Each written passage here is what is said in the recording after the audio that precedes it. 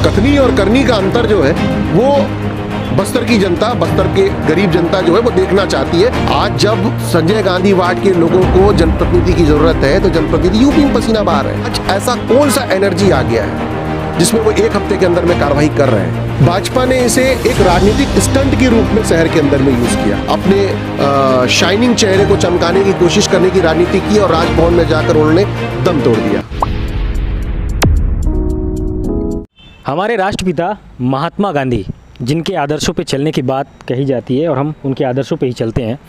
इस वक्त हम कलेक्ट्रेट परिसर में हैं। सामने आप देख रहे होंगे स्क्रीन पे, अहिंसा मेरा धर्म, सत्य और अहिंसा पर आधारित है। उसके नीचे की लाइन कुछ और है, लेकिन ऊपर होने की वजह से दिख नहीं पा रहा है।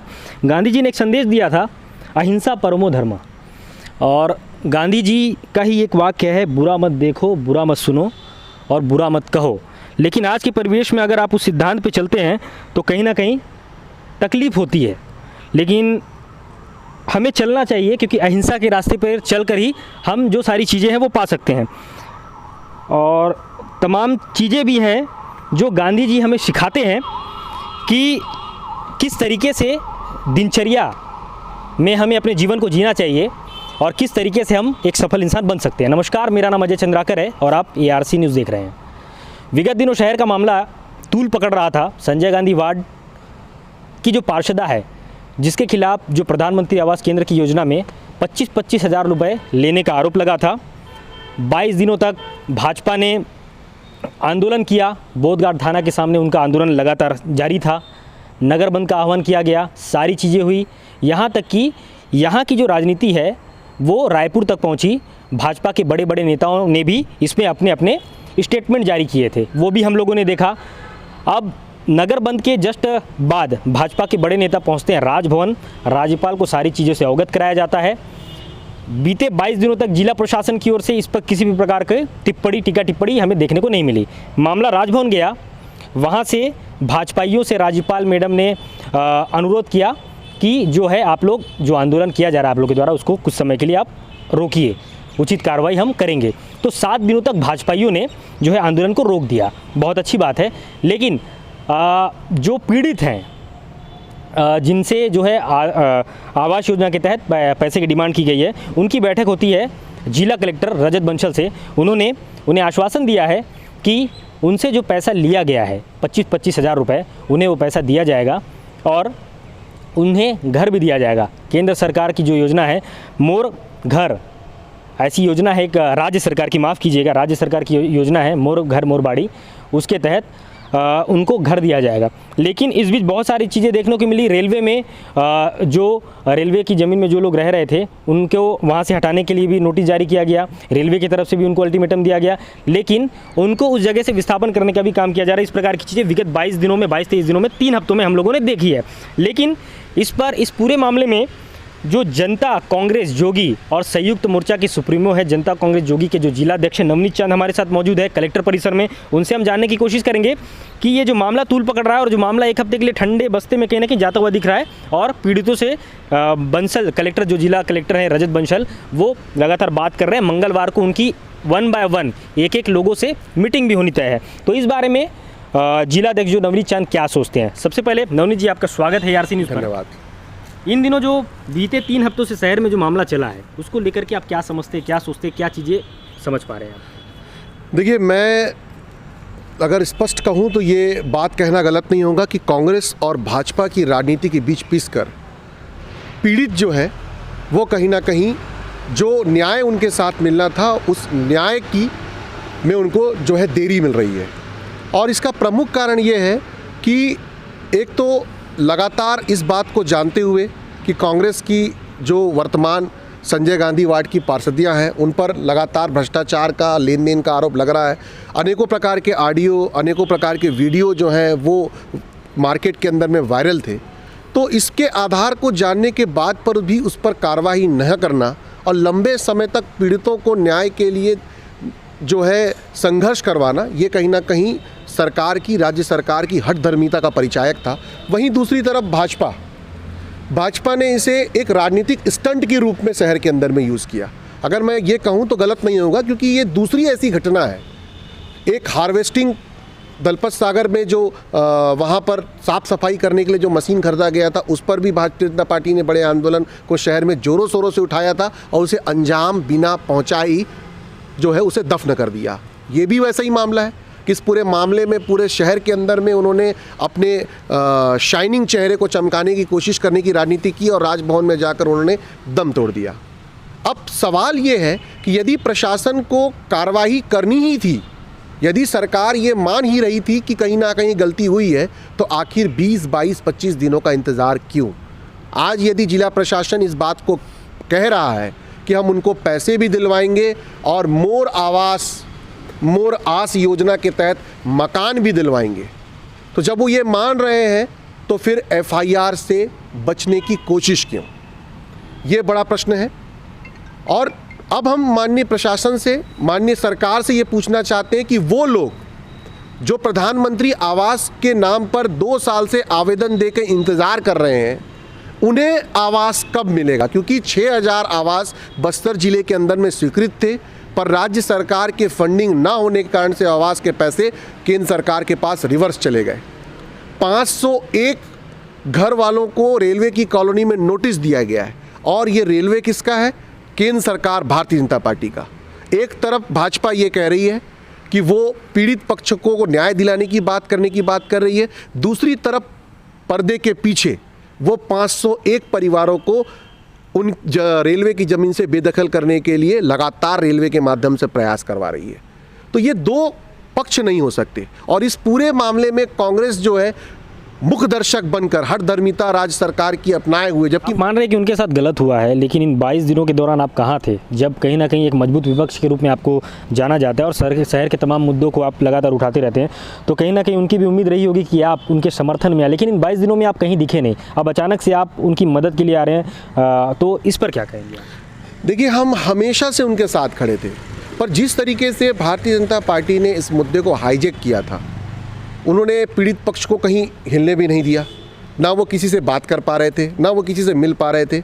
ऐसी स्थिति में इस तरह का माहौल बना दिया गया था कि भाई वो पीड़ित पक्ष नहीं है, वो भारतीय जनता पार्टी के जो है सिपाही हैं, उनके साथ भारतीय जनता पार्टी उनको आगे लेके जाएगी। और हमने लगातार इस मामले के अंदर में एसपी, कलेक्टर, इन सबको संज्ञान में लिया, थाने में बात की कि क्यों इस मामले में एफआईआर नहीं हो रहा है। हम तो लगातार इस मामले में दबाव को देख रहे थे, पर अब जब कोई चीज़ चरम सीमा पर पहुंच गई, जब ऐसा लगा कि शहर में गरीबों के साथ दोनों ही पार्टियां अन्याय करने के लिए कूद गई हैं, एक तरफ गबन के मामले को लेकर भाजपा कूदी हुई है, दूसरी तरफ पीठ पीछे रेलवे के माध्यम से लोगों को एक पूरा का पूरा 2 पूरे वार्ड खाली कराने के लिए कूद गई है, तब तो ये नहीं सहा जा सकता। और जब आज पत्रिका अखबार में जब हम देखते हैं, अखबार के माध्यम से इसमें खबर ये छपी हुई है कि पैसा भी मिलेगा और मकान भी, तो जब ये सब कुछ संभव थे, ये सब कुछ संभव है, तो फिर आखिर 22 दिन तक ये पूरा का पूरा एक व्यू रचने की क्या जरूरत थी?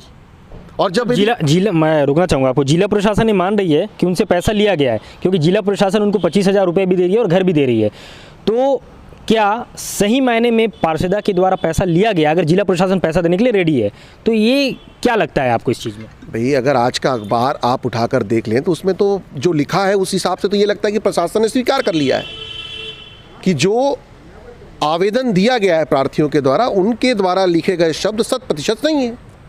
तो जब आप उनको पैसा लौटवा रहे हैं, उनको मकान योजना के तहत दिलवा रहे हैं, तो फिर तो न्याय यही बोलता है कि जिसने ये गलत काम किया उसके खिलाफ एफआईआर होनी चाहिए। तो फिर पार्षदा से बचने की क्या जरूरत? पार्षदा के द्वारा पैसा वापस दिया जाएगा, जिला प्रशासन किसी अलग फंड से उस पैसे को वापस करेगी?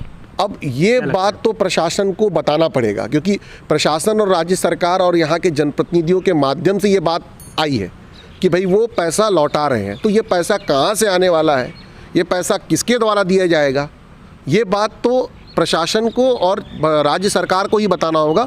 और जैसा कि आज हमने अखबार के माध्यम से पढ़ा है कि माननीय कलेक्टर जो है वो 1-to-1 प्रार्थियों से बातचीत करेंगे, उनसे जानने की कोशिश करेंगे, उन्होंने पूरा मसला जो है वो अपने हाथ में ले लिया है और इसकी जांच करने वाले हैं। तो बेहतर है कि वही बताएंगे कि ये पैसा कहाँ से आएगा। और उन्होंने जब अपने बयान में ये कहा है कि पैसा वो दिलवाएंगे, मकान वो दिलवाएंगे, तो मुझे लगता है कि ये स्पष्ट हो चुका है कि इस पूरे मामले में पार्षद जो है, उन पर जो लग रहे आरोप हैं वो कहीं ना कहीं सही है और उन पर कार्रवाई जो है वो राज्य सरकार को करनी चाहिए। और मुख्यमंत्री जी ने भी साफ तौर पे कहा था कि जांच होगी और जांच के बाद अगर कोई भी दोषी होगा, उन्होंने शब्द कहा है, कोई भी दोषी होगा उसे छोड़ा और बख्शा नहीं जाएगा।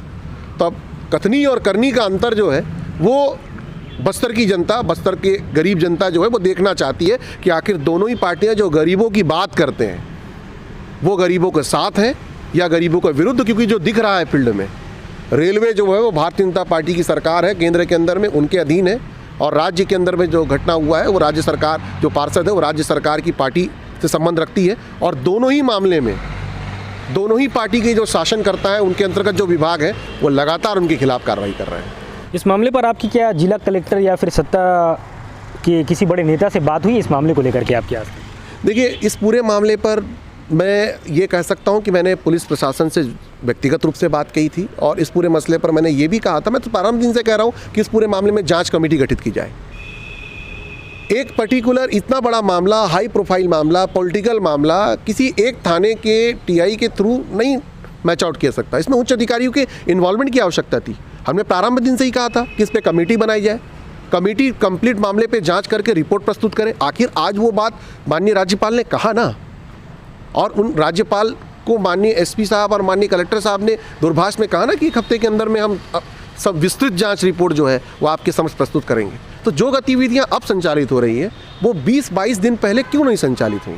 क्या किसी प्रेशर का इंतजार, किसी प्रकार का प्रेशर था प्रशासनिक अधिकारियों पर?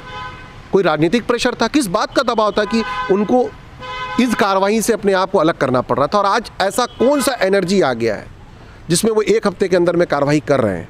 और जब वो खुद मान रहे हैं कि इस पूरे मामले के अंदर में जो है पैसा और मकान दोनों दिलवाया जाएगा, तो फिर तो न्याय यही कहता है कि जो दोषी है उस पर कड़ी कार्रवाई होनी चाहिए।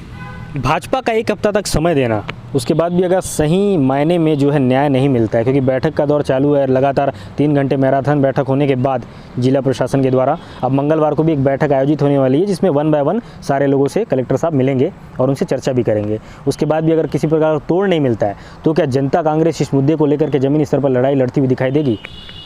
मैं तो स्पष्ट तौर पे ये कहता हूँ कि ना केवल ज़मीनी लड़ाई, बल्कि हम इस पूरे मसले को लेकर उच्च न्यायालय भी जाएंगे, और उच्च न्यायालय में हमारी जो है याचिका दर्ज होगी, और ज़मीन की लड़ाई तो हम लड़ेंगे ही लड़ेंगे, पर माननीय उच्च न्यायालय के शरण में जाकर भी इस पूरे मामले की उच्च स्तरीय जांच कराकर दोषियों पर कार्रवाई करने की मांग करेंगे। 22 दिन बाद जिला प्रशासन की अचानक एंट्री कैसे समझते हैं इस चीज़ को? ये एंट्री कहाँ है?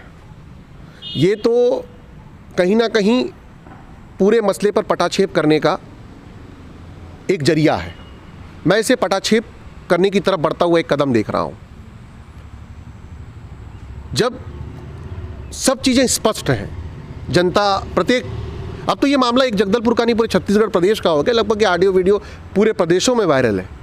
जब जनता और बाकी सब चीज़ें ये तय कर रही हैं कि इस पूरे मामले के अंदर में कहीं ना कहीं गड़बड़ियाँ हुई हैं, तो उन गड़बड़ियों को सुधारने की बजाय, उनके खिलाफ कार्रवाई करने के बजाय अब जो है प्रशासन इस पूरे मसले के अंदर में पटाक्षेप की भूमिका में आया है।